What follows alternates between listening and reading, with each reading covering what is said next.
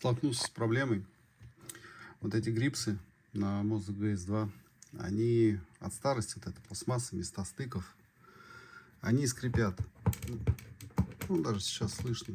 При просто сжатии в руках есть скрип. Вот, постараюсь это исправить. Для этого нужно будет разобрать. Разбирается просто он. Что мы делаем? Сначала откручиваем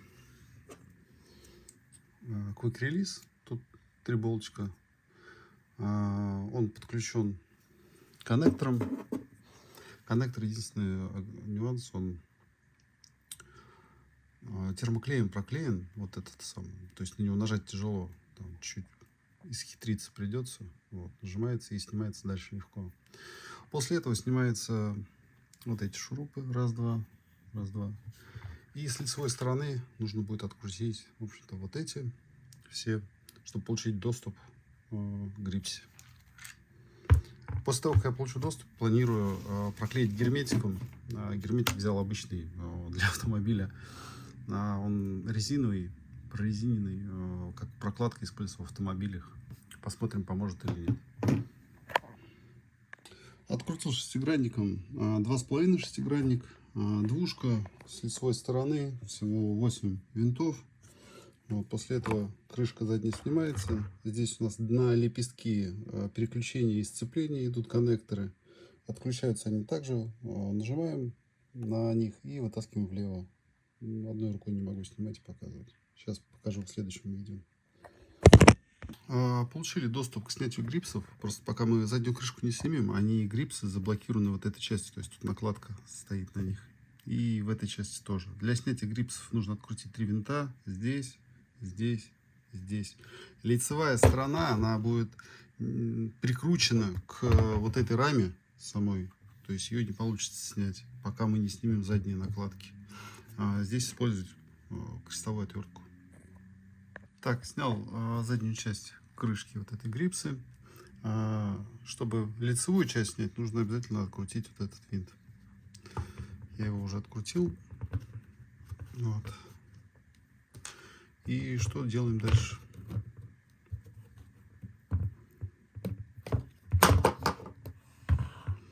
Теперь планирую проклеить вот эти места, стыки пластмассы этим герметиком.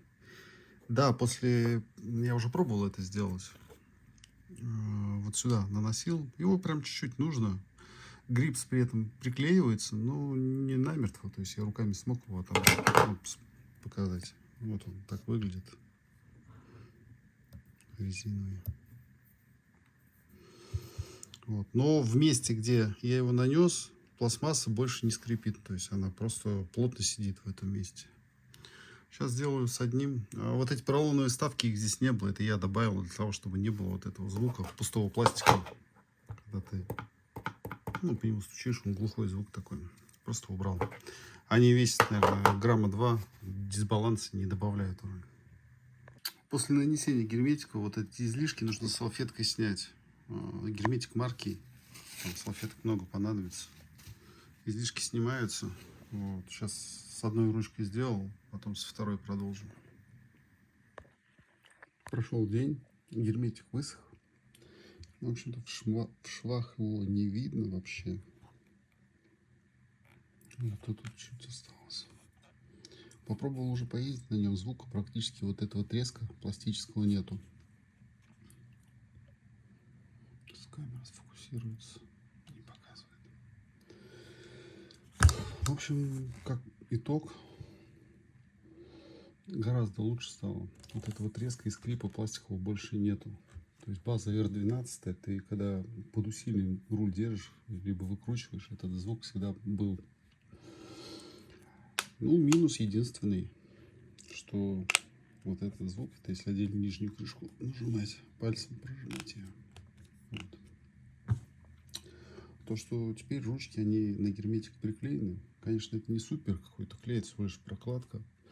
Вот, но потребуется некоторые усилия, то есть нужно будет в стык вставлять пластмассовую лопатку и проворачивать, чтобы их расклеить.